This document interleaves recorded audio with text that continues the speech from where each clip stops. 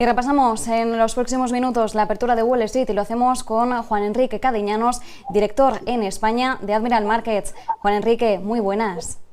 Muy buenas tardes, ¿qué tal? Bueno, Juan Enrique, hoy jornada en positivo, es el primer día de cotización de esta semana en Wall Street. Ayer lo teníamos cerrado por la festividad de Martin Luther King. Hoy la tecnología es la que está tirando un poquito más al alza, cerca del punto porcentual ahora mismo para el Nasdaq 100, y tenemos como protagonistas tanto a Bank of America como Goldman Sachs, que han rendido sus cuentas. En el caso de Bank of America sí que es cierto y que está más bien plana, ha empezado con ligeros descensos, ahora se ha dado la vuelta, está con subidas del 0,20%, sí que vemos que Goldman Sachs, que sorprendía con una ganancia del 150%, pues está subiendo algo más de un 1%, 1,3% en estos momentos. Juan Enrique, ¿cuál es el análisis que podemos hacer ahora mismo que ya tenemos 5 de los grandes bancos que han presentado sus cuentas? Es cierto que las perspectivas son buenas, los últimos resultados muy buenos. En cuanto a beneficios, no tanto como lo esperado, pero lógicamente ese recorte en cuanto a la parte de costes y de gastos directos hace que los números en cuanto a la entidad y a las entidades en general para el sector hayan sido o hayan tenido un sesgo muy favorable.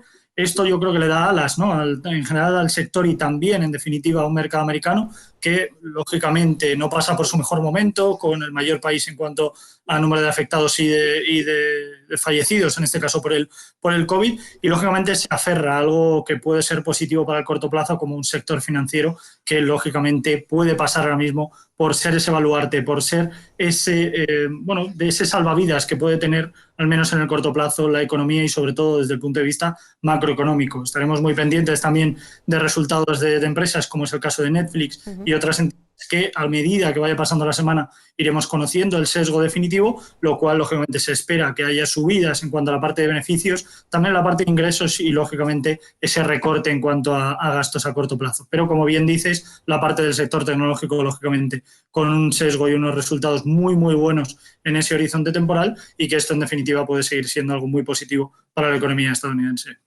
Y ya que has mencionado a Netflix, Juan Enrique, Netflix es una compañía que, bueno, es cierto que durante la pandemia pues vivió un momento de gran auge. Recordamos que mientras estábamos confinados se anunciaba esas suscripciones récord, y una de las anécdotas quizás de ese día es que las acciones cotizaron en negativo a pesar de las buenas cifras, y al final el hecho de que cotizaran negativo se debía a que el mercado estaba descontando que los próximos trimestres no iban a ser tan buenos.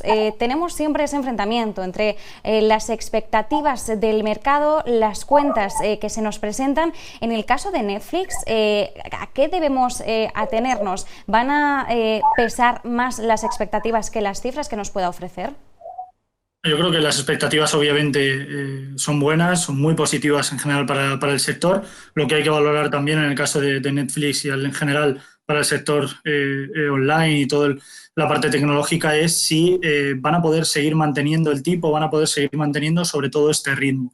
Es cierto que a medida que vaya evolucionando el número, lógicamente, de licencias nuevas irá disminuyendo, pero, lógicamente, llega un momento en el que la propia entidad también tiene que reinventarse. Llegamos a un punto en el que, de alguna manera, tienen que volver a reflotar esa situación y volver a estar, en este caso, listos para todo cambio y adaptarse a la situación nueva. Yo creo que, como todo en general, la parte fundamental dentro de lo que es la parte macroeconómica, lo que mide es la expectativa que puede tener y, sobre todo, el precio a futuro. Hay un error muy común a la hora de gestionar patrimonios, a la hora de hacer trading también, que es lo que llamamos la trampa valor. Cuando un precio cae mucho, consideramos que está barato, ¿no? Y si un precio sube mucho, consideramos que está caro. Y esto es un error.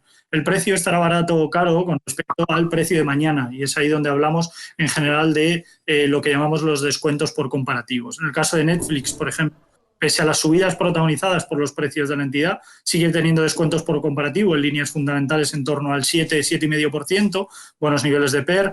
Lógicamente, la beta aumenta por esos niveles de volatilidad, pero el CAPE que tiene la compañía y el EBITDA que esperamos ver en cuanto a la presentación de resultados, se espera que sea en crecimiento, lógicamente, por ese aumento en los ingresos. Y esto es lógico que genera unas expectativas muy favorables para la propia entidad, pero lo que también hay que valorar es si finalmente el resultado encaja bien con lo que se esperaba. Una cosa son los resultados finales y otra cosa son las previsiones que había por parte del conjunto de analistas. Lógicamente, muchas veces puede ser la previsión mayor que el resultado final y, por lo tanto, lógicamente, el sesgo que tiene de cara a la evolución en cuanto al precio en cotización es peor. Pero en cuanto a expectativas, yo creo que para Netflix son muy buenas, la evolución debería seguir siendo favorable, eso no quita para que pueda tener algo de volatilidad en el corto plazo, pero en general yo creo que para medio plazo es una compañía bastante fiable.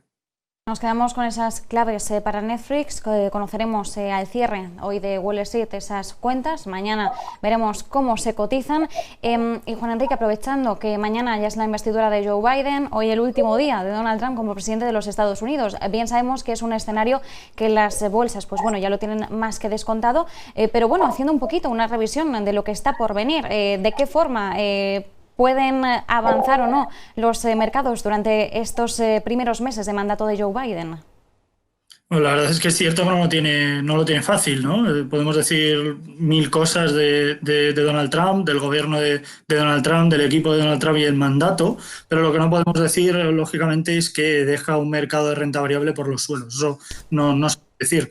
Joe Biden no lo tiene fácil en ese sentido. Hablamos de unos 3.800 puntos para un Standard & Poor's que, lógicamente, se mantiene un poco en la situación clave de ver cuál puede ser la evolución que puedan tener la economía americana y, sobre todo, qué medidas, ¿no?, toma en este caso la economía de Estados Unidos. Conocíamos recientemente el informe de empleo, el cual salía con unas expectativas y, lógicamente, un sesgo claramente desfavorable por toda esta situación, y esto es algo que también abre la posibilidad de ver nuevas medidas de estímulo fiscal, de que el gobierno de Biden pueda implementar en este caso nuevas medidas de estímulo fiscal, lo cual lógicamente esperaremos a conocer. Pero no lo tiene fácil en cuanto a la parte económica, pero lógicamente iremos viendo cómo su equipo de gobierno va adaptándose a la situación. Yo creo que, en definitiva, podrá ser algo negativo a corto plazo para la renta variable, pero a medio plazo yo creo que es algo muy positivo para la economía estadounidense, ya que Biden lo que quiere es expandir la línea de negocio y abrir, en este caso, el abanico económico de cara a lo que es Estados Unidos a nivel mundial.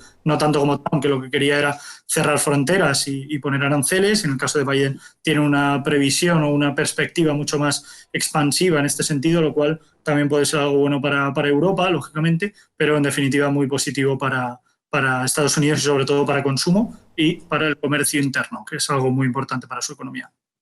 Desde luego, y bueno, es que recordemos, claro, es que con Donald Trump, antes de saber nada sobre la pandemia, ni siquiera imaginárnosla, estábamos cansados de ver a Wall Street máximo tras máximo, sobre todo en el caso del Nasdaq, que es que llegó a ser, bueno, que es que ya no era novedad decir que el Nasdaq 100 estaba en máximos históricos. Juan Enrique, hoy importante también, estamos pendientes de Yellen, a las 4 va a ser esa audiencia en la que vaya a tomar posesión del cargo al frente del Tesoro de Estados Unidos. Vemos que el dólar hoy ha estado a la baja, también un poco a la espera de lo que pueda decir Janet Yellen. Lo que sí esperamos es que de alguna forma repita ese mensaje de que hay que apostar por todas por el paquete de estímulos de Joe Biden, ese paquete de 1,9 billones de dólares. ¿Qué tipo de evolución o a qué tenemos que atenernos hoy en el dólar a medida que vaya hablando Janet Yellen?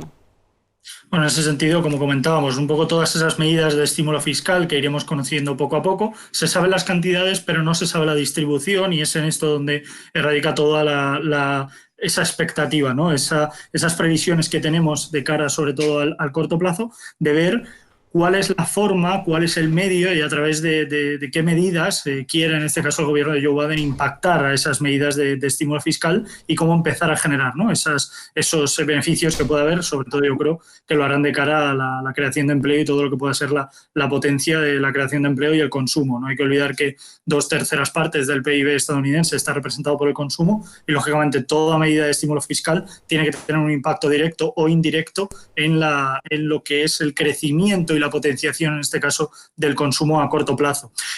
Veremos, como no puede ser de otra manera, cuáles pueden ser esas perspectivas y, sobre todo, el impacto que puede tener de cara a la renta variable, a los bonos y, sobre todo, al dólar. Lo que se espera es que haya una perspectiva de crecimiento a corto plazo, pero que genere algo de estabilidad. Para lo que es la renta variable se esperan recortes en ese sentido, porque la evolución es contraria en el caso de la economía americana. Lo que es bueno para la renta variable es bueno para el bono y, en definitiva, es negativo también para el dólar americano. Por lo tanto, hay que ver la evolución que, en definitiva, puede tener, sobre todo en esa perspectiva. Pero yo creo que esas medidas, lógicamente, irán encaminadas a la parte del consumo, lo cual podría ser bueno también para la renta variable, pero no a corto plazo, sino a medio plazo. Por lo que digo, ya no tan pendientes de esa noticia, ¿no?, de esa toma de posesión por parte de Janet Yellen, sino de las primeras medidas que se vayan tomando en las primeras semanas, en este caso de mandato por parte del gobierno y del equipo de Joe Biden, que, como digo, serán claves, sobre todo para ese corto y medio plazo en la economía estadounidense. En un análisis estos 2 días nos indicaban que los 20 primeros días del mandato de Biden ya íbamos a ver bastantes cambios. Bueno, vamos a ver cuál es el calado de sus medidas. Juan Enrique Cadiñanos, director en España de Admiral Markets, muchísimas gracias por este análisis. Un abrazo. Gracias a vosotros, un placer como siempre.